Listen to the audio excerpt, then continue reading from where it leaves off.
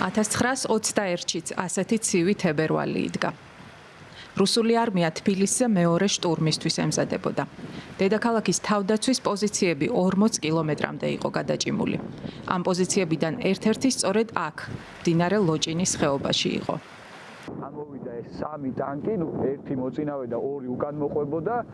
სადღაც აქ არის ქართველების პოზიციები, სანგარში ხედან და აქ ნისლიდან გამოვიდა ურჩხული რა, ფაქტობრივად. თებერვლის ტანკები, ასე ქვია ისტორიკოს დიმიტრი სილაქაძის ახალ წიგნს, რომელიც თბილისის მისადგომებთან თებერვლის ერთი ბრძოლის შესახებ მოგვითხრობს. თემის შესწავლისა სპეციალისტმა მდინარე ლოჭინის ხეობაში იმ ადგილს მიაკვლია, სადაც 1921 წლის 24 თებერვალს წითელმა არმიამ ქართულ გვარდიას ტანკები დაუპირისპირა.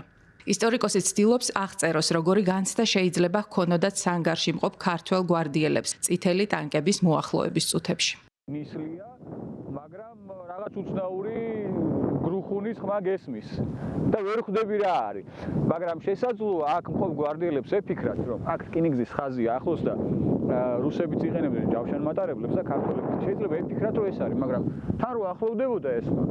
ახლა იმას გაიაზრებდნენ, რომ რკინიგზას აქ ვერავინ გადმოიტანდა რამდენიმე საათში. და ალბათ ნერვიული დაძაბული მოლოდინი იყო ნისლიდან რა გამოყოფდა თავს. ნისლიდან 3 ტანკი გამოჩნდა. შაშხანებითა და ტყუიანფრქვევებით შეიარაღებულ მეომრებს ტანკებთან დაპირისპირება თავიდან ძალიან გაუჭირდათ. იდგა სამეგრელოს გვარდიის 2 ბატალიონისგან შემდგარი 1 ბატალიონი, იმიტომ რომ დანაკარგები ჰქონდათ წინა დღეებში.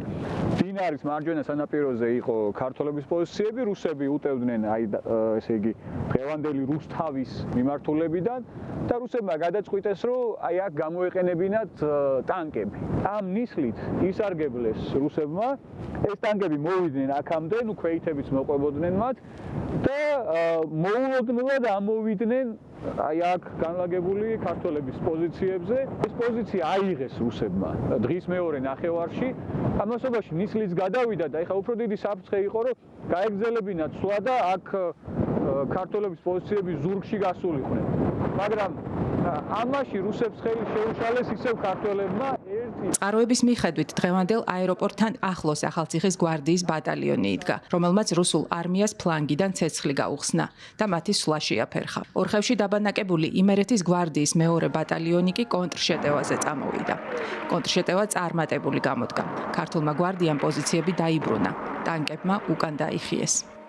ამ ტანკებიდან ერთ-ერთი დაზიანდა, გადავარდა დაახლოებით 50 მეტრიან ფერდობზე. ეს იყო პირველი ტანკებისა და ქვეითების შეტაკება ამიერკავკასიაში. მართალია ეს პოზიციები კი დაიბრუნეს ქართველებმა და თბილისის თავდაცვის 3-ვე სექტორი შეინარჩუნეს, მაგრამ ამის მიღმა დაუცველ პოზიციებზე რუსული კავალერია ფაქტობრივად ალყაში აქცევდა ქალაქს, რის გამოც მთავარსარდალმა კვინიტაძე მიიღო გადაწყვეტილება, რომ უკან დაეხიათ და მცხეთასთან გაეგრძელებინათ ბრძოლა. ტანკებისა და ქვეითების პირველი შეტაკების ადგილს ამიერკავკასიაში ისტორიკოსმა რამდენიმე წყაროსა და რელიეფის დეტალურად შესწავლის შედეგად მიაკვლია. წყაროებში კოორდინატი არ არის მოცემული, სად მოხდა ეს კონკრეტული შეტაკება. ვიცით, რომ მდინარე ლოჭინის ხეობაში მოხდა, ის რომ აი ამ რუსულ ტანკებს სიმაღლეზე ასვლა მოუწიათ და შესაბამისად დანარჩენი სიტყვა უნდა ეთქვა რელიეფს. და როდესაც ადგილის შესწავლა დავიწყე, 2 ადგილი არის, რომელ ადგილზეც შეიძლებოდა აი ამ რუსული ტანკების ამოსვლა. რუსული რა, ინგლისური წარმოების ტანკები იყო ეს ტანკები, მარკ 5-ები, რომელიც ინგლისელებმა თეთრებს მისცეს სამოქალაქო ომის დროს და მერე წითლებმა თეთრებს წაართვეს. ხო და გასათვალისწინებელი იყო აი ამ ტანკების შესაძლებლობები, დაუშვათ რა დახრილობის ფერდობზე შეეძლოთ ასვლა. და როდესაც მოვედი აი ამ ადგილზე და დაახლოებით სავარაუდო არეალი იყო 4 კილომეტრიანი არეალი. 2 ადგილი იყო, სადაც შეიძლებოდა ეს ტანკები ამოსულიყვნენ სიმაღლეზე. იმიტომ რომ დანარჩენი ფერდობები ისეთი დამრეცია, დღევანდელი ტანკებიც ვერავდნენ. ჩვენ ვიცით წყაროებით, რომ როდესაც რუსები ამოვიდნენ ამ პოზიციაზე ტანკები და ქვეითები, მათ ფლანგიდან, ანუ დღევანდელი თბილისის აეროპორტი, სადაც არის, იქიდან ახალციხის გვარდიელებმა გაუხსნეს ცეცხლი. და უკვე ამ შემთხვევაში გამორიცხვის მეთოდი მდგომარეობდა იმაში, რომ ეს ახალციხის გვარდიის ბატალიონი თავისი ტყვიამფრქვევებით და შაშხანებით რომელ ადგილს მიწვდებოდა. ის მეორე ადგილი რაც არის აქედან მოშორებით. ეს არც გამოჩნდებოდა და საცეცხლე ზონის მიღმა იყო და შესაბამისად დარჩა ეს ადგილი, რომელიც მხედველობის არეალშიც მოხდებოდა აი ამ ახალციხის გვარდიის ბატალიონისა და მათი ტყვიამფრქვევებით და შაშხანებითაც მიწვდებოდა ცეცხლი აი ამ რუსულ ნაწილებს. კვლევარი იმ წყაროებზე გვიყვება, რომელთა შესწავლის შედეგადაც შეტაკების დეტალურად აღდგენა გახდა შესაძლებელი. ამ ბრძოლის შესახებ აქამდე გქონდა ორი მთავარი წყარო. ერთი ეკუთვნოდა რუსეთის აი ამ 11 არმიის ჯავშან ნაწილების მეთაურს ზუნს, რომელმაც ამ ომიდან 15 წლის შემდეგ აღწერა ძალიან ცალმხრივად, რომ რაღაც მარტივად აიღეს პოზიციები და შევიდნენ თბილისში. ასეთი რამ. და მეორე იმერეთის გვარდიის მეორე ბატალიონის მეთაურს აკაკი კვიტაიშვილს, რომელიც საპირისპიროდ აღწერს ამ ყველაფერს. და შესაბამისად ორივე წყარო გარკვეულწილად სუბიექტურია და მე გამიჩნდა იმის სურვილი, რომ რეალურად სხვა წყაროების მიხედვით გამომეკვлеა. თებერვლის ამ ერთი ბრძოლის მიმდინარეობა ისტორიკოსისთვის კვლევის ერთადერთი საგანი როდია. თებერვლის ტანკები იმ პერიოდისთვის უახლესი საბრძოლო საშუალების ტანკების დანიშნულებასა და მათი გამოყენების ტაქტიკაზეც გვიამბობს. ტანკები პირველად 1916 წელს პირველ მსოფლიო ომში გამოიყენეს. ამიტომ მათ შესახებ ცოდნა ჯერ კიდევ მწირი იყო. თუმცა 20-იანი წლების სამხედრო ჟურნალებში ამ საშუალების შესახებ სტატიები უკვე იძებნება.